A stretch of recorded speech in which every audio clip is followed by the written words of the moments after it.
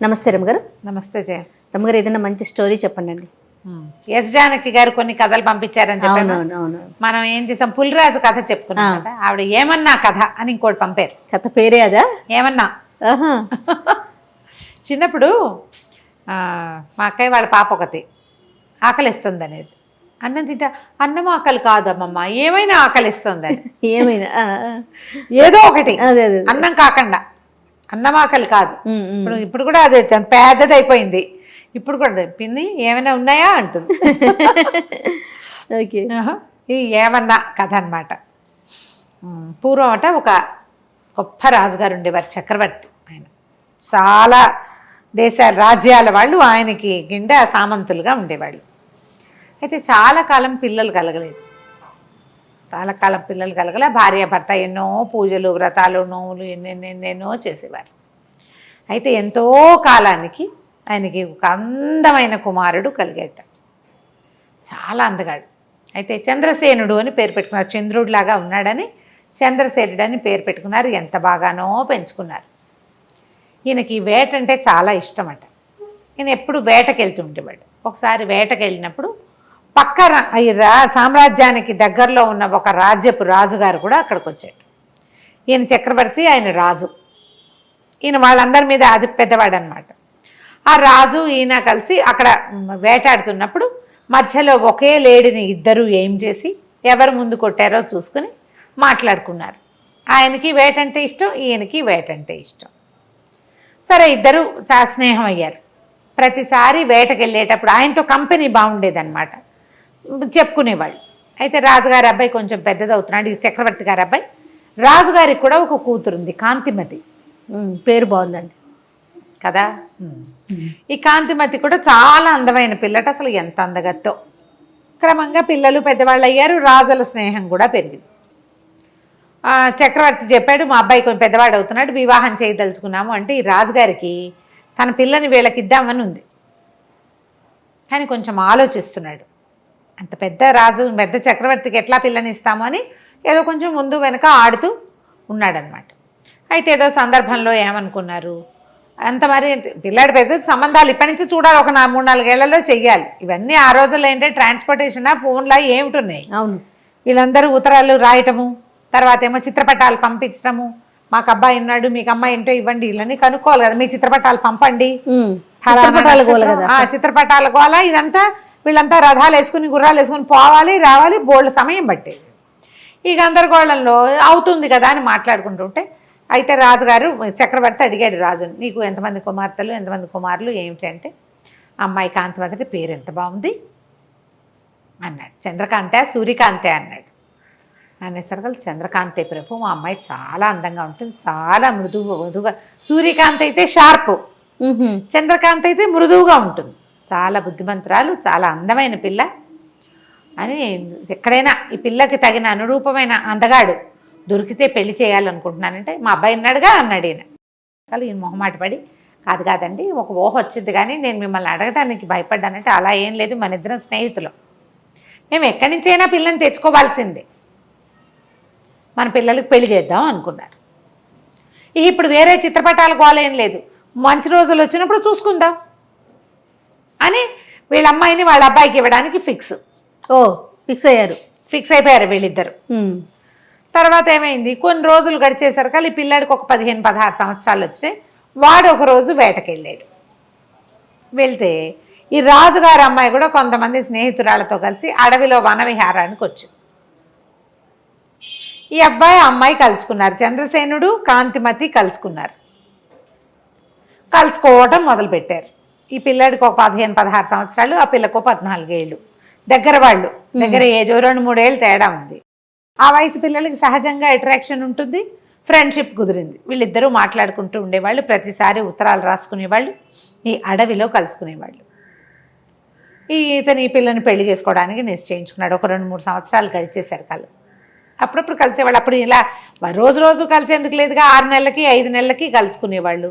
పిల్లలు ఎదుగుతున్నారు, వాళ్ళ ప్రేమలు కూడా ఎదిగినాయి. అయితే రాజుగారు, చక్రవర్తి ముహూర్తాలు పెట్టిద్దామని అనుకుని భార్యకి చెప్పాడు, ఫలానా ఒక రాజుగారు అమ్మాయితో మన అబ్బాయికి పెళ్లి నిశ్చయించాను అని చెప్పేసరికల్లా ఈ కుర్రాడు అన్నాడు, అమ్మ నేను ఇంకో పిల్లని ప్రేమించాను, నేను అడవిలో కలుస్తాను అమ్మాయిని, నేను ఆ పిల్లనే చేసుకుంటాను అన్నాడు. డామ్ డూమ్ అని రాజుగారు చెడామడా పొట్టాడు. అటు పనికి రాదన్నాడు చక్రవర్తి. మాట ఇచ్చా ఎప్పుడో, అట్లా కుదరదన్నాడు. ఈ లోపల ఆ రాజుగారు కూడా ఈ చక్రవర్తి గారు అబ్బాయితో నీకు పెళ్ళంటే ఆ అమ్మాయి యువరాణి ఒప్పుకోలే. చెప్పేసరికల్లా ఆయన అన్నాడు, అమ్మ మాట పోతుంది చక్రవర్తి దగ్గర, ప్రధానమైనది ఏంటంటే మన రాజ్యం ఆయన చేతిలోకి వెళ్ళిపోతుంది, ఆయన కోపం వస్తే. ఆయన అంతటా ఆయన అడిగాడు కాబట్టి ఒకసారి కనపడ్డాయి పెళ్లి చూపులు, పిల్లని తెచ్చి చూపిస్తానని చెప్పా, పిల్లని చూపిస్తానని. వాళ్ళు వస్తామన్నారు. అబ్బాయికే నచ్చకపోయినా ఏదో కారణం చెప్దాం, అసలు పిల్లని చూపించని కూడా చూపించకుండా నేను కాదని అనకూడదని కూతుర్ని బతిమలాడుకున్నాడు. సరే ఒప్పుకుంది, ఏడ్చుకుంటూ ఆ పిల్ల. వాళ్ళు కూడా ఏం చేశారు, ఆ రాణిగారేమో కొడుకుని బతిమలాడింది, ఎవరినో ప్రేమించేటంటే కావాలంటే రెండో పెళ్లి చేసుకోమని ఆ పిల్లని, ముందు ఈ పిల్లని చూడవలసిందేనన్నాడు. ఆ తర్వాత కథ, వివాహము పట్టపురాణి రాజు కూతురే కాంతిమతే అన్నాడు. అనేసరికల్లా సరే పేర్లు చెప్పుకోలేదు, తండ్రి పేర్లు రాలేదు. ఈ పిల్లాడు వెళ్ళి ఆ పిల్లని చూడ్డానికి వెళ్ళాడు. రాజు చక్రవర్తి గారు ఆయన భార్యమణి కుమారుణ్ణి తీసుకుని మంది మార్బలంతో కలిసి రాజుగారింటికి వెళ్ళారు. ఆ రాజుగారింట్లో పిల్లని చూసేసరికి ఆ పిల్లాడు ఆశ్చర్యపోయాడమ్మా, ఈ పిల్ల నేను ప్రేమించింది అన్నాడు. ఆ పిల్ల కూడా చెప్పేది. వీళ్ళు ఇలా ప్రేమించుకున్నారు, అంత చిన్నప్పటి నుంచి స్నేహం. పెళ్లి చేశారు. చంద్రసేనుడికి కాంతిమతికి పెళ్ళయింది. సరే చక్రవర్తి గారు పెద్దవాడైపోయినాడు, పిల్లాడికి రాజ్యం అప్పచెప్పాడు. వీళ్ళకి 20 ఏళ్ల లోపలే పెళ్ళయింది కదా, ఎప్పటికీ సంతానం కలగలేదు. వాళ్ళిద్దరూ ఎంత బాగా కలిసి ఉండేవాళ్ళు. రాజ్యంలో అందరూ గుసగుసలాడుకునేవాడు. చక్రవర్తి గారి కోడలికి పిల్లలు లేకపోతే ఎట్లా? యువరాజుకి ఇంకొక పెళ్లి చేయండి, ఈయన రాజు అయిపోతున్నాడు, పెళ్లి చేయాలి, ఈయన చక్రవర్తి అవుతాడు రేపు, ఉత్తరాధికారి లేకుండా ఎట్లా కుదురుతుంది? ఇంకో పెళ్లి చేయండి, ఇంకో పెళ్లి చేసుకోండి, ఇంకో పెళ్లి చేసుకోండి అని మాటలు వచ్చేవి. వాళ్ళ అమ్మ ఏమనేదంటే, ఒరే ఇప్పుడు నువ్వు కాంతిమతే నువ్వు ప్రేమించిన అమ్మాయి అయింది కాబట్టి సరిపోయింది, లేకపోతే ఆ అమ్మాయిని పెళ్లి చేసుకుని అడవిలో పిల్లని కూడా చేసుకుందాం అనుకున్నావు కదా, అదే కదా, రెండో పెళ్ళి ఎలాగో చేసుకోదలుచుకునే ఉన్నావు, అది రెండు కలిపి ఒకటే అయింది అనుకో, ఇప్పుడు ఇంకో పిల్లని ఎవరినైనా చేసుకో, ఈవిడే పట్టప్రాణిగా ఉంటుంది, ఉత్తరాధికారి లేకపోతే రాజ్యానికి కుదరదని అందరూ బతిమలాడాడు, బలవంత పెట్టారు. ఈ అమ్మాయి కూడా కాంతిమతి కూడా భర్తను రోజు అడిగేది చేసుకోమని, పెళ్లి చేసుకో పెళ్లి చేసుకో అని. చాలా రోజులకి మొత్తానికి ఒప్పుకున్నాడు. ప్రజల నుంచి ప్రెషర్ ఎక్కువ వస్తుంది, అధికారుల నుంచి ప్రెషర్ వస్తుంది. పెళ్లి చేశారు. ఇంకొక అందగతి, ఇంత అందగతి కాదు కానీ కొంత అందగతిని తెచ్చారు మొత్తానికి. సరే రెండో రాణి కూడా బాగానే ఉండేది. పెద్ద రాణి ఏంటంటే పాపం రేపు ఉత్తరాధికారిని కనడానికి వచ్చిన పిల్లని ముద్దుగా చూసుకునేది. అమ్మాయి చంద్రకాంతిమతి కదా, అంటే మంచి స్వభావం కలిగేది. అయితే కొన్నాళ్ళకి చిన్నరాణికి ఏమనిపించడం మొదలెట్టిందంటే, ఊరికే నేను ఒక పిల్లలుగానే మెషిన్ లాగా నన్ను తెచ్చారు, ఇంపార్టెన్స్ అంతా ఆవిడికే, ఈయన ప్రేమంతా ఆవిడికి, ఆయన ఏదో శాస్త్రానికి నాతో గడుపుతున్నాడు అంతే. మంటగా ఉండేది. ఏమనేది, ఆమె పెద్దరాణి ఆవిడ పద్ధతులు ఎవరికి తెలీదు, అంతా ఆవిడ ఇష్ట ప్రకారం జరగాలంటుంది అని కొంచెం పుల్ల విరుపుగా మాట్లాడేది. క్రమంగా నా మీద కుట్ర చేస్తోందని చెప్పడం మొదలుపెట్టాడు. కుట్ర ఎందుకు చేస్తుంది, నిన్ను చేసుకోమని ఆవిడే చెప్పింది అనేవాడు రాజు, కేకలేసేవాడు. అయితే ఒకసారి ఏమైంది, చిన్నరాణి గారి దాసి పెద్దరాణి గారి మందిరంలో ఆవిడ మంత్రితోటి ఏదో మాట్లాడుతున్నది కనపడి చూసింది. చూసి అమ్మ మంత్రి గారు రాణిగారు మాట్లాడుకుంటున్నారు అని చెప్పింది. అది మామూలు మాటే. వెంటనే చిన్నరాణికి ఏం తట్టింది, మంత్రి రాణి కలిసి గూడు పుఠానీ చేస్తున్నట్టుగా చూపించచ్చు, క్రియేట్ చేయొచ్చు. ఏమని చెప్పేది, అంతకుముందు నాకు ఇవాళ వాంతులు అయిపోయినాయి, నెలదప్పేసాను అనుకున్నారు, కాదు నాకు ఆహారంలో ఫుడ్ పాయిజనింగ్ అయింది అని చెప్పేది రాజుకి. ఇవాళ ఒంట్లో బాగోలేదు, ఫుడ్ పాయిజనింగ్ అయింది, ఇవాళ నేను పెట్టుకునే పువ్వుల దండల్లో ఏదో చల్లారు, నాకు తుమ్ములు వచ్చేసినాయి, నన్ను చంపడానికి, నన్ను ఇబ్బంది పెట్టడానికి, నేను పిల్లల్ని కానీ ఇవ్వకుండా చేయటానికి చూస్తున్నారు, అట్లా చెప్పేది. ఆయన ఒప్పుకునేవాడు కాదు. ఈ మంత్రి రాణి మాట్లాడుకుంటున్నారు కదా, ఈ మాట చెప్పేశారు కల్లా ఈవిడేమంది, రాజుకు చెప్పింది, నువ్వేమో నేను చెప్తే నువ్వు వినవు, రాణిగారు మంత్రి గారితోటి మంత్రాంగం చేస్తుంది, నన్ను చంపటానికి ఏమో మందులు తెప్పించేందుకు ప్రయత్నం చేస్తాను. అయ్యో, మంత్రి కూడా కలిసిపోయాడు. అనేసరికల్లా రాజుకు అర్థం కాల, అంత పని చేస్తుందా నా రాణి, అట్లాంటిది కాదంటే కొండు మండిపోతుంది, నారాయణి నారాయణి అంటాడని, కావాలంటే కనుక్కో నువ్వు మంత్రి వచ్చాడో లేదో కనుక్కో. అప్పటికి ఒక 20-30 సార్లు విన్నాడేమో. ఆల్రెడీ కొంచెం కలుషితం అయింది లోపల కొద్దిగా. ఏమైంది, ద్వారపాలకుల్ని ఇవాళ ఎవరెవరు వచ్చారు అని కనుక్కుంటే మంత్రి గారు వచ్చారు. ఎంతసేపు ఉన్నారు? అరగంట సేపు ఉన్నారు. ఎవరితో మాట్లాడారు? రాణితోటి మాట్లాడారు. వెంటనే ఆయనకి ఏమనిపించిందంటే విషం తెప్పిస్తోంది. నిజానికి అక్కడ ఏం జరిగింది, చిన్న రాణి పుట్టినరోజు వస్తోంది, ప్రత్యేకంగా అలంకారాలు చేయించండి, ఆవిడకి చీరలు నగలు తెప్పించండి కొత్తవి బయట నుంచి అని చెప్పింది. అప్పుడు కోశాధికారికి కబురు వెళ్ళింది, చిన్నరాణి గారి పనుపున మంత్రి గారు ఏమైనా డబ్బు తెప్పించుకున్నారా అని. డబ్బు తెప్పించుకున్నారు. ఆయన తెప్పించుకున్నది బట్టలకి నగలకి వాటికి. అది తెలియదు. అది తెలియదుగా డబ్బు వెళ్ళిందన్నమాట మాత్రమే బయటపడింది. పడంగానే ఇక ఇంకేముంది, రాజుగారికి విపరీతమైన కోపం వచ్చింది. నువ్వే పెళ్లి చేసుకోమన్నావు, ఉత్తరాధికారి కోసం పెళ్లి చేసుకుంటే ఆ అమ్మాయిని తెచ్చిన అమ్మాయిని ఏమైనా చేసేస్తే వెంటనే రాణికి అంతఃపురం నుంచి బహిష్కారం వచ్చేసింది. అయ్యో. మంత్రి గారిని పిలిచాడు. మంత్రికి ఏ మాట చెప్పే అవకాశం ఇవ్వాలి. అది కాదండి అని చెప్పబోయినా వినలేదు. నీ మీద గౌరవంతో ఇంతకాలం నువ్వు చేసిన సేవ వల్ల నేను నిన్ను వదిలేస్తున్నా, చంపకుండా. మళ్ళీ నువ్వు రాజభవనం గుమ్మం ఎక్కద్దు. ఈ మంత్రి గారికి దూరంగా ఒక పల్లెటూరులో ఆయన కుటుంబం ఉంది. ఆయన వస్తూ పోతూ ఉంటాడు ఇక్కడికి. మీ ఊరు వెళ్ళిపో, నువ్వు మళ్ళీ రాజధానిలోకి రావద్దు, నువ్వు ఆవిడకి లోబడిపోయావని నాకు అర్థమైపోయిందంటే అది కాదండి అని చెప్పబోతాడు. ఇక వినడు రాజు. సగం చెడిన బుర్రలో పెద్ద విత్తనం పడితే పూర్తిగా చెడిపోతుంది. అంతే. మంత్రిని పంపించేశాడు. రాణిగారికి బహిష్కారం ఏమిటంటే, రాణిగారికి ఒక పాత పురాతనమైన పడిపోయేలాగా ఉన్న ఒక పాత రాజభవనం ఒకటి ఉంది. ఇవి అక్కడ ఉండాలి. ఈమెను అక్కడ పంపించారు. పాతది, పడిపోయేందుకు శిథిలావస్థలో ఉంది. ఎవ్వరూ సహాయం లేరు. ఒక నత్తి నంగిగా ఉండే ఒక కుర్రవాడిని ఆవిడకి పని మనిషిగా ఇచ్చారు. అంతే. ఆ కుర్రాడి సాయంతో నువ్వు అక్కడ ఉండు, నీకు ఇక అంతఃపురం ప్రవేశం లేదు. ఊరికే ఊహే జరిగింది కానీ క్రియ జరగలేదు కాబట్టి, క్రియ ఏదైనా జరుగుంటే చంపేసేవాడు. చిన్నరాణి పదే పదే చెప్పింది క్రియ కూడా జరిగిందని. ఆయన నమ్మల. నాకు తెలిసిందేమిటి ఇదే కాబట్టి నేను ఇంతే శిక్ష ఇస్తానన్నాడు. కొంచెం అంతఃపురానికి చాలా దూరంలో ఉన్న పురాతనమైన ఒక బిల్డింగ్లోకి ఆవిడని షిఫ్ట్ చేశారు. ఈ పెట్టిన కుర్రాడేమో వెర్రివాడు. రోజు అన్ని జొన్నలు వచ్చేవి వీళ్ళకి ఆహారానికి. రాణిగారికి సహాయకులు లేరు, ఏమీ లేరు, వాడు ఒకడే. అందులో పుచ్చిపోయినవి, పుచ్చుపట్టిపోయినవి, బొక్కివి అలాంటివి జొన్నలు వస్తే ఆ జొన్నలన్నీ బాగు చేసుకునేది ఆవిడ. బాగు చేసుకుంటే ఇది వారానికి ఒక్కసారి పంపేవాళ్ళు ఇన్ని జొన్నలు. ఆ జొన్నల్లో సగం పోయేవి, మిగిలిన సగంతో ఆవిడ ఏదైనా కాస్త అంత వండి వాడికి అంత జావా, తనకో ఇంత జావాతో బతికి ఉండేది. అయితే ఏమైంది, వీడు కొంచెం ఏంటంటే వెర్రివాడు, కానీ వాడికి ఒక రకంగా పాటలు, మ్యూజిక్ అవి పిచ్చి. మామూలుగా తెలివిగల మాటలు అవి ఏమీ లేవు, అయోమయంగా ఉంటాడు.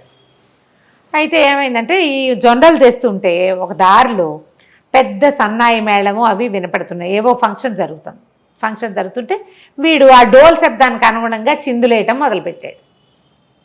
చిందులేస్తుంటే సరే జనాలకు సరదాగా ఉంటుంది కదా, ఆ డోలు వాయించేవాడు ఇంకో కొంచెం సన్నాయి వాడు పీపీపీ అని ఇంకా బాగా వాయించి, డోలు వాడు ఇంకా మధ్యలో బాగా దరువు వాయించేసరికి వీడు ఎగురుతూ ఎగురుతూ డ్యాన్స్ చేస్తుంటే అందరూ ఏం చేశారు, వాడి మీద 5 పైసలు 10 పైసలు విసిరేశారు. ఆ విసిరిన డబ్బులన్నీ తీసుకొచ్చాడు. 1 రూపాయి అయింది అది. ఆ డబ్బులు పుచ్చుకొని రాణిగారి దగ్గరకు వచ్చాడు, కాంతిమతి దగ్గరికి. అమ్మ నేను రోడ్డు మీద నాట్యం చేశాను, పాట కూడా పాడాను, అందరూ నాకు డబ్బులు ఇచ్చారు, ఇదిగో ఇదిగో అని చూపించాడు. బట్ దానికి అవి ఏం చేయాలో తెలియదు. ఆవిడంది, ఏం చేసుకుంటారా నాయన డబ్బులు, ఏమన్నా కొనుక్కురా అని చెప్పింది. ఏమన్నా కొనుక్కురమ్మంది కదా. వీడు ఆ రూపాయి పుచ్చుకుని కొట్లోకి వెళ్ళి ఏమన్నా ఇవ్వండి అన్నాడు. ఏమిమ్మంటావురంటే ఏమన్నా ఇవ్వండి అంటాడు. రూపాయి చూపిస్తున్నాడు. ఈ ఏమన్నా ఇవ్వండి, ఏమన్నా ఏమిటి కావాలో అడిగితే కదా. ఏమన్నా ఏమన్నా ఏమన్నా ఇదే పాట పాడాడు. కోట్లో వాళ్ళు వెర్రివేధవలా ఉన్నాడు, వీడికి తెలియదు, వాడిని తోలేసేయండి అన్నారు. తోలేస్తే ఒక ముసలమ్మ వస్తుంది అటు నుంచి. వీళ్ళ కొట్లో నుంచి తోసేసరికల్లా పోయి వీడు ఆ ముసలమ్మ మీద పడ్డాడు. పడేసరికల్లా ఆవిడంది, ఎవర్రా నువ్వు అని కేకేసి లేవదీసింది.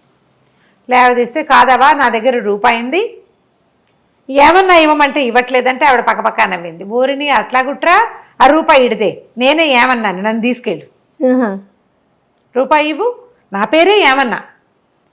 నేను ఏమన్నా కావాలని కొట్లో అడిగితే ఎలాగరా, నన్ను కదా అడగాలి, వస్తా పద నీతో పాటను అని ఆ రూపాయితోటి కాస్త కూర నార ఏవో కొనుక్కొని ఆ సంచి చేత్తో పుచ్చుకొని ఈ కుర్రాడితో పాటు పెద్దరాణి గారు ఎక్కడుందో ఆ పాడుపడిపోయిన భవనానికి వెళ్ళేసరికి ఆవిడ తెల్లపోయింది. ఏమైనా కొనుక్కురమ్మన్నాను, నువ్వెవరో అమ్మా, నా పేరే ఏమన్నా అమ్మా, ఏమన్నా కొంటాను, ఏమన్నా అన్నాడు, నన్నే పిలుస్తున్నాడని వచ్చాను, నాకు తెలుసు నువ్వెవరో తెలుసు, వీడేమిటో కూడా తెలుసు, నీ సేవ చేస్తా, నీ దగ్గర ఉంటాను అంటే ఆవిడంది, అమ్మ నాకే ఏమీ రావు, వచ్చేదే వారానికి ఇన్ని జొన్నలు వస్తాయి, అందులో సగం ముక్కిపోయినవి, సగం పురుగు పెట్టినవి, వాడు నేను ఎట్లా కొట్లా బతికున్నాం అంతే అంటే, కాదమ్మా నీకు కావాల్సినవన్నీ నేను చేసి పెడతా. రాజభవనం నుంచి జొన్నలు కాదు, బియ్యము పప్పు ఉప్పు చీరానార అన్నీ వస్తాయి, నేను వచ్చా కదా అవన్నీ వస్తాయి అంతే. ఈ ముసలమ్మ ఈ రాణిగారితో ఉండిపోయింది. ఏమన్నా అన్న ఒక ముసలావిడ రాణిగారి దగ్గర చేరింది. ఏమ్మా ఏం చేసిందంటే అక్కడి నుంచి రాజస్థానం నుంచి ఏవో వస్తువులు వచ్చేవి, రాణిగారికి బట్టలు కూడా లేవు పాపం, బట్టలు తెప్పించడం మొదలుపెట్టింది, బట్టలు వచ్చేవి, కొంచెం భోజనం వచ్చేది, శుభ్రమైంది. మరి రాణిగారికి జరిగినంత జరగకపోయినా జరిపేది. ఈ ఇల్లంతా శుభ్రం చేయించింది, ఆ ఎర్రబ్బాయిని పెట్టుకుని ఆవిడతో పాటు ఉంటుండేది. ఇంతలో ఏమైంది, ఒకరోజు ఒక టంక్ వచ్చింది, చిన్నరాణి గారు గర్భవతి అయింది అని. ఈవిడేం చేసింది, ఏమన్నా రాజస్థానానికి వెళ్ళి బియ్యం తేవడానికి పప్పులు తేవడానికి వెళ్ళేది కదా, మా పెద్దరాణి గారు కూడా గర్భవతి అని చెప్పింది. రాణిగారికి నెల తప్పింది, పెద్దరాణి గారికి కూడా నెల తప్పింది. అనేసరికి అలా అందరూ విచిత్రంగా పోయి, అదేమిటి ఆమెను విడిగా పెట్టారు కదా అని. అప్పటికే నెల తప్పింది, ఇప్పుడు పెద్ద నెలలు వచ్చినాయి అనేది. ఒకళ్ళు ఇద్దరు అటువైపు వెళ్తూ పెద్దరాణిని చూడబోయేవారు, ఈవిడ గడుపుతూ ఉన్నట్టుగా కనపడేది. ఈ ఏమన్నా ప్లానేనమాట. నెలలు నిండినాయి, యువరాణికి వాళ్ళకేమో ఆడపిల్ల పుట్టిందని ప్రచారం జరిగింది, మా రాణిగారికి మగపిల్లాడు పుట్టాడు. ఓహో, మా రాణిగారి కొడుకే రాజు అవ్వాలి రేపు, మగపిల్లాడి కోసం కదా, ఆడపిల్లకి రాజ్యం ఇస్తారా ఏమైనానా అనేది. ఈవిడికి జరిగిపోతోంది, ఓ పిల్లాడు ఉన్నట్టుగా ఈవిడి ఇంట్లో ఒక ఉయ్యాల, రోజు ఏవో కేరింతలు అవి వినపడేవి. ఇది ఏమన్నా ఏం చేసింది, పిండితోటి గోధుమ పిండి నెయ్యి పోసి అంత పిల్లాడి బొమ్మ ఒకటి చేసింది. ఆ ఉయ్యాల దూరం నుంచి చూస్తే ఉయ్యాల్లో పిల్లాడు ఉన్నట్టు, లోపలికి వచ్చి రాణిని చూసే వీలు లేదు, ఉయ్యాలు కనపడుతోంది, కేరింతలు వినపడతాయి, మధ్యలో ఉంగా అంటుంటాడు పిల్లాడు. ఈ ర్యాట్లర్ ఒకటి కదిలిపేది, ఇవి ఉంటాయి, మువ్వలు అవి ఉండేవి, అలా ఉండేది. వీళ్ళింట్లో ఒక పిల్లాడు ఉన్న సూచనే ఉండేది. రాజుగారు ఏనాడు తెలుసు, ఊరికే రాచంలో ప్రచారంలో ఉంది, పిల్లాడున్నాడు అని. అయితే ఏమైంది, క్రమంగా రోజులు గడుస్తుంటే పిల్ల పెద్దది అవుతోంది, పెళ్లి సంబంధాలు చూస్తున్నామంటే మా రాజకుమారుడికి కూడా పెళ్లి సంబంధాలు చూస్తున్నాం అనేది. ఈ అమ్మాయి పుట్టింటి వాళ్ళు ఉన్నారు కదా, ఈ కాంతిమతి వాళ్ళ పుట్టింటి వాళ్ళు, ఆమెకు మేనమామలు వాళ్ళు చాలామంది ఉన్నారు. ఈ ఏమన్నా పోయి ఒక వారం రోజులు ప్రయాణం చేసి వెళ్ళి కబుర్లు చేసుకొచ్చింది, ఫలానా రాజుగారి అమ్మాయిని మా రాజకుమారుడికి ఇస్తున్నారని ప్రచారం మొదలుపెట్టి. అసలు లేని దానికే రాణి గారిని మళ్ళీ వెనక్కి చేర్చాలి, అది పాయింట్. అయితే ఈ కథ నడుస్తుంటే చిన్నపిల్ల యువరాణికి కూడా పెళ్లి సంబంధాలు చూస్తున్నారని ఆ రాజకుమారుడు ఈ రాజకుమారుడు ఉత్తరాలు వస్తున్నాయని చెప్పుకున్నారు. అసలు మా రాజకుమారుడికి పెళ్ళే కుదిర్చేశామని చెప్పింది. రాజకుమారుడికి 15 ఏళ్ళు ఉన్నాయి, యువరాణికి కూడా 15 ఏళ్ళు ఉన్నాయి కదా, 15 ఏళ్ళ ఆడపిల్లలకి మగపిల్లలకి కూడా పెళ్ళిళ్ళు చేసేవాళ్ళు. సరే పెళ్లి సంబంధం కుదిరిందని మేము రాజకుమారుడు తరలి వెళ్తున్నాడు పెళ్ళికని ఊరంతా ప్రచారం చేసింది. ఒక పెద్ద పల్లకి మాట్లాడి, మామూలుగా ఉయ్యాల్లో పిల్లాడంతా ఇంత పిల్లాడి బొమ్మ, ఈ పల్లకీలో ఒక పడుకున్న షేపులో ఒక రాజకుమారుడి బొమ్మ, మట్టి బొమ్మ, పిండి బొమ్మ తయారు చేయించింది. గోధుమ పిండి బాగా నెయ్యి పోసి కొంచెం బెల్లం కలిపి ఇంత బొమ్మ, పల్లకిలో ఒక మనిషి ఉన్నట్టు, దూరం నుంచి చూస్తే మనిషి ఉన్నట్టు కనపడాలి కదా. సరే పల్లకి తీసుకెళ్తున్నారు, మన పట్టప్రాణి గారు ఇక్కడే ఉంది కాంతిమతి, పిల్లని తీసుకెళ్తున్నారు, పెళ్ళికి తీసుకెళ్తున్నాం తరలి వెళ్తున్నామని ప్రచారం చేస్తుంది. అయితే ఏమైందట, ఆ ఊళ్ళో ఒక గంగానమ్మ గుడి ఒకటి ఉంది. ఆ గంగానమ్మకి పిండి నైవేద్యం పెడతారు, గోధుమ పిండిలో నెయ్యేసి అదే చలివిడి నైవేద్యం పెడతారనమాట. అయితే ఏమైంది, ఆ పూట వీళ్ళు పల్లకితో వెళ్తుంటే రాజకుమారుడు పెళ్ళికి తరలివెళ్తున్నాడు అని చెప్పుకున్నారు. ఆ రాజకుమారుని కంటితో చూసిన వాడు ఎవడూ లేడు, అందులో ప్రవేశం లేదు కదా అంతఃపురంలో. ఇప్పుడు ఆవిడనే ఒక పాడుపడిపోయిన ఇంట్లో ఉంచారు, అందులో ప్రజలెవరు వెళ్ళడానికి వీలు లేదు, ఆవిడకి బహిష్కారం ఉంది. ఈ ఏమన్నా ఒకటే లోపలికి బయటికి తిరుగుతూ ఉండేది. అయితే ఏమైంది, ఈ గంగానమ్మ గుడి దాకా వచ్చాక బోయిలు మోసి మోసి భుజాలు నొప్పులు పుడుతున్నాయమ్మా, చెద్దన్నం తెచ్చుకున్నాం తింటాం మేము ఇక్కడ కూర్చునంటే ఆ ఏమన్నా అంది, సరేలేరా పల్లకి దింపండి, మీ తిళ్ళు మీరు తినండి, మరి నేను అట్లా కొంచెం బయటకు వెళ్ళి కాస్త కాళ్ళు కడుక్కొస్తానని ఆ పల్లకి అక్కడ వదిలిపెట్టి ఏమన్నా ఏమో పక్కన ఏదో చెరువు చిన్న చెరువు వెళ్తుంటే అక్కడికి వెళ్ళి కాస్త చాలాసేపటి నుంచి ప్రయాణం చేస్తున్నారు. ఆ ఊరి మొగదలలో ఉంది గంగానమ్మ గుడి. వీళ్ళు ఊళ్ళో లోపల ఉన్నారు, అదంతా నడిచి వచ్చారు కదా. ఈ బోయిలంతా ఒక పక్కన కూర్చుని అన్నాలు తింటున్నారు. ఈ బోయి చెరువు దగ్గరికి వెళ్ళింది. ఇంతలో ఏమైంది, ఈ విగ్రహం దేంతో చేశారు, ఈ బొమ్మ గోధుమ పిండి బాగా నెయ్యి పోసి బెల్లం కలిపి. ఈ లోపలున్న గంగానమ్మకి ఆ నెయ్యి గోధుమ పిండి వాసన వచ్చింది. ఓహో ఆహారం తెస్తున్నారని చూస్తోంది. ఎంతసేపటికి లోపలికి రాల.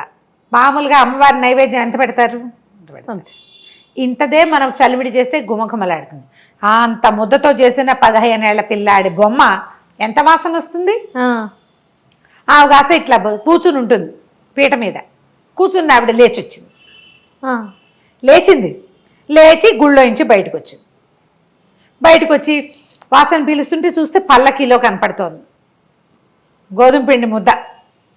ఆమె అంత లోపలికి చేయి పెట్టి ఆ బొమ్మను బయటికి లాగి ముక్క విరుచుకుని కర్ర కర్ర కర్ర కర్ర తినేయటం మొదలుపెట్టింది. తినేసేసింది బొమ్మని. తినేసరికల్లా ఏదో మోత వస్తోందని ఈ చెరువు దగ్గరికి వెళ్ళి నిదానంగా నడుచుకొస్తున్న ఈ ముసలమ్మ ఏమన్నా పరిగెత్తుకుంటూ వచ్చింది. అయ్యయ్యో మా పిల్లాన్ని విరుచుకు తినేస్తున్నావని గంగానమ్మ చేయిపుచ్చుకుంది. చేయిపుచ్చుకునేసరికి కేకలు పెట్టింది, నా పిల్లాన్ని తినేసావు, నా పిల్లాన్ని నాకు ఇచ్చేయండి. అమ్మ గంగానమ్మ విదిలించుకోపోయి ఆమె ఎంత విదిలించుకున్నా ఈ ముసలిది చెయ్యి వదిలిపెట్టలే. నా పిల్లాన్ని నాకు ఇచ్చే, నా పిల్లానికి 15 ఏళ్ల లక్షణమైన పిల్లవాడు, కాబోయే పెళ్లి కొడుకు, అలంకారం చేసి తెస్తే మింగేస్తావా అమాంతావు, నా పిల్లని నాకు ఇచ్చేళ్ళు, నువ్వేం చేస్తావో నాకు తెలియదు. గంగానమ్మ వదలవే అంటుంది. వదలవే లేదు, ఏమీ లేదు. ఇప్పుడు ఏం చేసింది, కాళ్ళతో చేతులతో పట్టుకుని ఇంత శక్తుల్లో ఉన్న గంగానమ్మని గట్టిగా పట్టేసుకుంది. ఆమె తోస్తుంది, ఇది వదలదు. అక్కడి నుంచి విసుగు, ఇచ్చాను బా పిల్లాడేగా వదులు అని ఒక్క విదిలిచ్చేసింది. ఈమె పోయి మేనా దగ్గర పడింది, ఆ పల్లకి దగ్గర.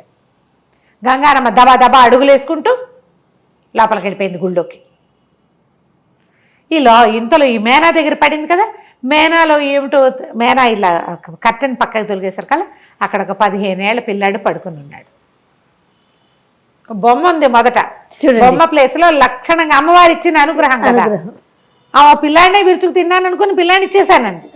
15 ఏళ్ల రాజకుమారుడు చక్కగా అందంగా ఉన్నాడు. చెప్పింది కదా, అందమైన పిల్లవాడు పెళ్లి కొడుకుగా అలంకారం చేశాం.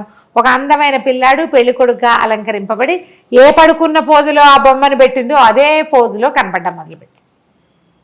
సూపర్. ఏమో చంకలు గుర్తుకుంది. అమ్మో భగవంతుడు ఎట్లా కరుణించాడు. పెద్దరాణి బుద్ధిమంతురాలు, ఆమె ఎవ్వరికీ ద్రోహం చేయనందుకు అమ్మవారు ఇట్లా కరుణించింది. అక్కడి నుంచి ఓహం అని మోసుకుంటూ పోయారు. ఈ లోపల ఏమైంది, ఇప్పుడు ఈ అమ్మాయి ఏమన్నా ఎవరికైతే పెళ్లి కొడుకుని కుదిర్చామని చెప్పిందో ఆ రాజుగారి దగ్గర నుంచి వీళ్ళందరికీ కబుర్లు వెళ్ళినాయి, మా పిల్ల పెళ్ళి అని. వీళ్ళ పద్ధతి ఏమిటి, పిల్లాడు వెళ్ళి పెళ్లి చేసుకోడు రాజుల్లో, కత్తికి బాచకం కట్టించి పెళ్లి చేస్తారు. ఓకే, తర్వాత పిల్లని పంపుతారు. వీడు పిల్లకి ఎదురెళ్ళటానికి ఈ పెళ్లి కొడుకుని తయారు చేసి పెట్టుకున్నారు వీళ్ళు. తర్వాత కథ ఏమైనా కానీ ఇలా ఒక ప్రయత్నం చేసింది అంతే. కత్తికి బాచకం కట్టాక మాకు వద్దని కూడా అనొచ్చు. కథలో ఎక్కడో ఒక చిన్న మెలికలాగా కనపడుతుంది. అక్కడి నుంచి ఈ రాజుగారు చంద్రసేనుడు భార్యా సమేతంగా పెళ్లికి వెళ్ళాడు. వాళ్ళు పిలిచారు, రెండో భార్యను తీసుకుని వెళ్ళాడు. అక్కడికి వెళ్ళేసరికల్లా ఏమైంది, కత్తికి బాచకం కట్టారు. ఎవరి కుమారుడు అంటే రాజుగారు చంద్రసేనుడు కుమారుడే. చంద్రసేనుడు కాంతిమతుల కుమారుడు. అతను కత్తికి బాచకం కట్టి పెళ్లి చేస్తున్నారు. ఈయన ఆశ్చర్యపోయాడు. ఆ కుమారుడు ఎవడో చూడాలి. ఆ కత్తిని రాజకుమార్తెని తీసుకొస్తే వీళ్ళేమో పల్లకి ఎదురుకుండా తీసుకెళ్లారు. ఈ ఊరి ఆ రాజ్యం పొలిమేరల్లో రాజకుమార్తెని తీసుకొస్తే రాజకుమారుడు పల్లకిలోంచి దిగాడు. ఆ దిగిన పిల్లాడిని చూస్తే నిర్ఘాంతపోయాడు రాజు. ఏమిటి ఇంత పిల్లాడా, వీడు నా కుమారుడు అవటం ఏమిటి? ఊరంతా ప్రచారంలో ఉంది కానీ రాజుకేం పెద్దగా తెలీదు. చిన్నరాణి వినేది అనుకునేది. పిల్లాడు చూస్తే మహా అందంగా ఉన్నాడు. 15 ఏళ్ల వాడు, ఆ పిల్లకో 12 ఏళ్ల పిల్ల రాజకుమార్తెకి. సరే రాజకుమార్తెని పల్లకి ఎక్కించుకున్నారు. పిల్లాడు పిల్ల ఒకళ్ళనొకళ్ళు చూసుకుంటున్నారు. చంద్రసేనుడు గుర్రం వేసుకుని ఆగ మేఘాల మీద పరిగెత్తుకుంటూ ఆ పడిపోయిన శిథిలాలయపు బిల్డింగ్ ఉంది కదా, అక్కడికి పరిగెత్తాడు. ఆ కాంతి ఈ లోపల ఏం చేసింది, ఏమన్నా కూడా కబురు చేసింది, అమ్మవారి అనుగ్రహం నీ మీద పరిపూర్ణంగా ఉన్నది, ఇట్లా ఒక బిడ్డ వచ్చాడు, ఒక పిల్లవాడు మనకు లభించాడు, ఈ పిల్లవాడు నీ పిల్లాడే, నీ పిల్లాడి కోసమనే పంపించింది ఆవిడ అని చెప్పేసరికల్లా అప్పుడు రాజుగారు పరిగెత్తుకుంటూ వెళ్ళాడు కదా, వెళ్ళి అడిగాడు, ఈ కుర్రాడు నా కుమారుడా, నువ్వు ఎప్పుడు గర్భవతి అయ్యావు, ఎప్పుడు సంతానం కలిగిందంటే నీ దగ్గర నుంచి వచ్చే నాటికే నాకు నెల తప్పి ఉంది అని చెప్తుంది ఆవిడ. చెప్పేసరికల్లా చెప్పమంది కదా, నేను ఇది నిజమే చెప్తున్నానని అనుకో, ఆ కుమారుడు నీ కుమారుడే, భగవంతుడి అనుగ్రహం మనకి ఇలా కలిగింది. ఆశ్చర్యపోయాడు, ఇట్లా ఎట్లా జరిగింది, ఇంత పిల్లాడిని నేను ఎట్లా పోగొట్టుకున్నాను, రాజ్యానికి ఉత్తరాధికారి అయిన వాడు ఈ శిథిలాలయంలో ఉండటం ఏమిటి, ఆయనకు అర్థమే కాల. ఫీల్ అయ్యాడా? ఫీల్ అయ్యాడు. సరే అక్కడి నుంచి రాజకుమారుణ్ణి మరి ఇక్కడికి ఎట్లా తీసుకొస్తారు, రాజకుమారుని రాకుమార్తెని తమ ఇంటికి తీసుకెళ్ళి సగౌరవంగా కాంతిమతిని కూడా పల్లకి పంపించి రాజస్థానానికి రప్పించాడు. అప్పుడు ఈ ఏమన్నాన్ని పిలిపించారు. ఆవిడ ఏం చెప్పిందంటే అందరికీ చెప్పింది, ప్రజలకి, రాణిగారికి కుమారుడు కలగలేదు, ఈ కుమారుడు రాణిగారికి పుట్టిన కుమారుడు కాదు, ఆమె సహనంగా 15 సంవత్సరాలు తను చేయని తప్పుకి ఒక్క కంప్లైంట్ కూడా లేకుండా పుచ్చిపోయిన జొన్నలు పంపించిన ఆ వండుకు తిని నిశ్శబ్దంగా ఉన్నందుకు గంగానం ఇచ్చింది ఈ రాజ్యానికి ఉత్తరాధికారి అని చెప్పింది. నేను మంత్రి గారి ఇంట్లో పనిచేసేదాన్ని, మంత్రి గారికి ఇక్కడ సహాయంగా ఉండేదాన్ని, మన రాజుగారు మంత్రి గారిని ఊరు పంపించేస్తే నాకు పని లేకుండా పోయింది. నేను ఈ మహారాణి దగ్గరికి వెళ్ళే మార్గాన్ని చూస్తుంటే ఈ కుర్రాడు తగిలేడు నాకు, వాడు ఏమన్నా కొంటా అంటే ఏమన్నాగా నేను వెళ్ళాను, మంత్రి గారి దగ్గరికి వెళ్ళి ఇట్లా మహారాణి దగ్గర చేరానని చెప్తే ఈమెకు కావలసిన ఆహారము దినుసులు అన్నీ కూడా మంత్రి గారే ఇచ్చాడు. ఇప్పుడు ఆ రోజున చిన్నరాణి రాజుగారికి కంప్లైంట్ చేసింది, ఏమిటి వీళ్ళిద్దరూ గూడు పుఠాని చేశారని. ఏం మాట్లాడారో రాణిగారితోటి మంత్రి గారితోటి విడివిడిగా సభలో వినండి. చిన్నరాణి పుట్టినరోజు, రేపొద్దున ఆవిడకి పుట్టబోయే సంతానమే ఉత్తరాధికారి అవుతుంది, ఆమె మొదటి పుట్టినరోజు మన రాజ్యంలో ఘనంగా చేయాలని, ఆమెకి చీరలు నగలు తీసుకురమ్మని, పుట్టినరోజు ఏర్పాట్లు గ్రాండ్గా చేయమని రాణిగారు చెప్పింది. రాణి కూడా రాజుకి నేను చేసింది ఇది అని చెప్పి ఇంత ప్రూఫ్ బయటపడేసరికల్లా రాజుగారు చిన్నరాణిని తెగ తిట్టిపోసాడు, ఆమె వెళ్ళిపోమన్నాడు. నీ వల్ల నేను నా రాణికి దూరం అయ్యాను, మంత్రికి దూరం అయిపోయాను, ఏదో భగవంతుడు అనుగ్రహించి ఇలా ఒక కుమారుడు వచ్చాడు అదే అనేసరికల్లా పెద్దరాణియే చెప్పింది, వద్దు వద్దు, ఆమె ఏమంటారంటే మన ఇన్సెక్యూరిటీ ఫీలింగ్, నువ్వు పెళ్లి చేసుకున్నావు భార్యతోటి బాగా ఉండకన్నా ఎంతసేపు పెద్దరాణి పేరే తలుస్తుంటే రెండో వాళ్ళకి మంటగానే ఉంటుంది, ఇట్లా చేయొద్దు, ఆమె కూడా ఒక కూతురుంది, మన రాజ్యానికి యువరాణి, పిల్లని మంచి చోట ఇచ్చి పెళ్లి చేసుకోవాలి, ఇంకా సంతానం కలగచ్చు మనకి అని బతిమలాడి ఉంచేసుకుంది. ఈ గంగానమ్మ ఇచ్చిన రాకుమారుడికి సూర్యసేనుడు అని పేరు పెట్టుకున్నారు. ఆ సూర్యసేనుడికి పెళ్ళైపోయింది కదా, పిల్లాడి యువరాజుగా కొంతకాలం ఉండి తర్వాత ఆ రాజ్యానికి ఉత్తరాధికారి గంగానమ్మ ఇచ్చిన ఆ సంతానమే రాజయ్యాడు. ఏమన్నా కథ చాలా బాగుంది రమ్మ గారు, సూపర్గా ఉంది కదా, చాలా బాగుంది. నమస్తే అండి.